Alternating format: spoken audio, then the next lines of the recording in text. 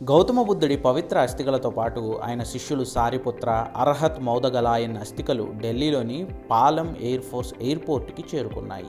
Airport ప్రాంగణంలోని జంబో మజుందార్ సెంటర్లోని జగన్మోహన్ హాల్లో వాటిని ఉంచారు.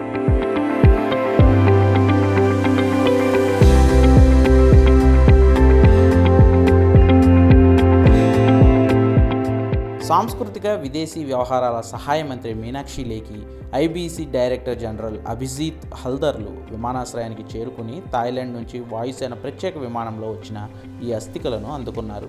గౌతమ బుద్ధుడి అస్థికలతో పాటు ఆయన శిష్యుల అస్థికలను మొట్టమొదటిసారిగా ఫిబ్రవరి 23న థాయిలాండ్ రాజధాని బ్యాంకాక్లోని గ్రాండ్ సనం లుయాంగ్ హాల్లో భక్తుల దర్శనార్థం ప్రదర్శనకు ఉంచారు. థాయిలాండ్లోని 4 నగరాల్లో 25 రోజుల పాటు ప్రదర్శన ఉంచిన తర్వాత ఈ పవిత్ర అస్థికలు ఢిల్లీకి చేరాయి. థాయిలాండ్తో పాటు ఇతర దేశాల్లోని వీటిని ఇప్పటి వరకు 40 లక్షలకు పైగా భక్తులు దర్శించుకుని పూజలు చేశారు.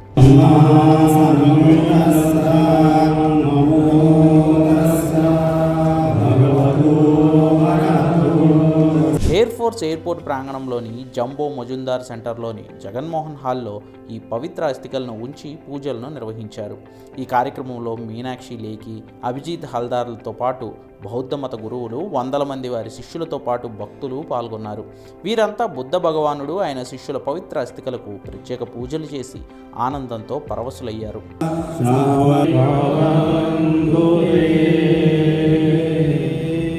బౌద్ధ మత మంత్రాలతో అర్చనలు చేశారు. అనంతరం శాస్త్రీయ సంగీత కార్యక్రమం నిర్వహించారు.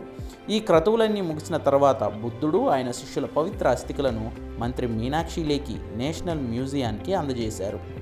हमारे साथ मौजूद हैं केंद्रीय मंत्री मीनाक्षी लेखी जी। मैम, आज का कार्यक्रम है कितना सफल रहा? बहुत सफल रहा और भगवान बुद्ध की जो शिक्षा है वो यही से है कि अगर हमको सम समाधि प्राप्त करनी है तो सम समाधि के लिए समदिति से रास्ता शुरू होता है, यानी सही सोच। और सही सोच के पीछे खाली सोच काफ़ी नहीं है, उसके साथ हमको सही कर्म भी रखना होता है। तो आज जो सही कर्म और सही समाधि तक पहुंचने का रास्ता है, पूरा विश्व उसी की तलाश में है। और भारत की धरोहर जो है वो विश्व प्रसिद्ध हो, लोग उसको जाने, और जो हमारा आध्यात्म का रास्ता है वही शायद देश दुनिया के लिए, सबके लिए वही रास्ता है।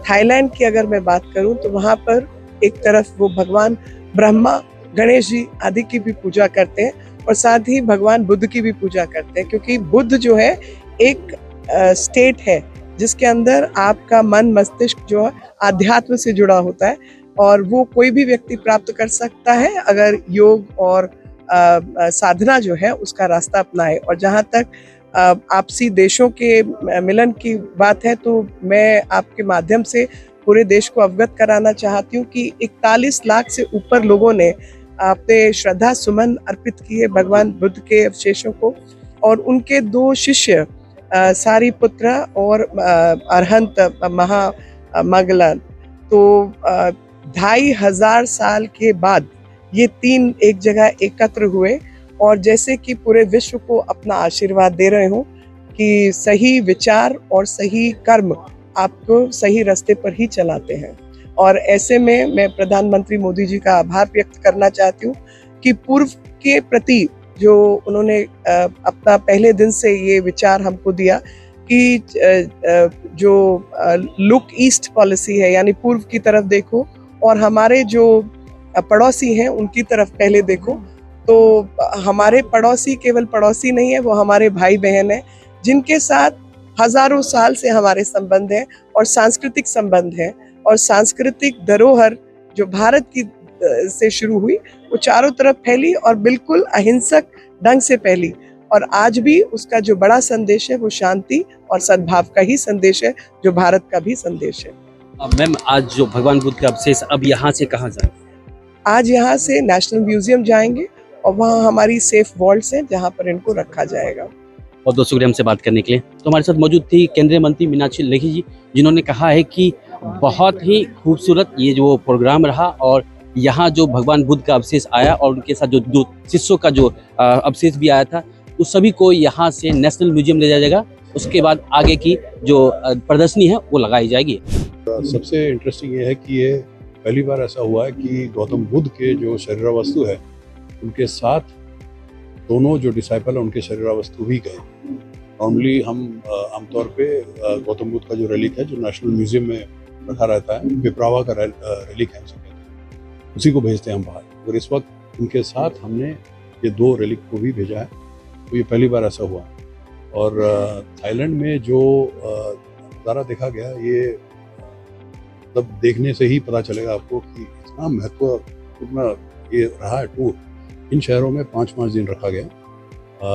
अंत में 4 मिलियन इज अ ह्यूज। तो see the respect and the regard which ये जो थाईज में है, थाई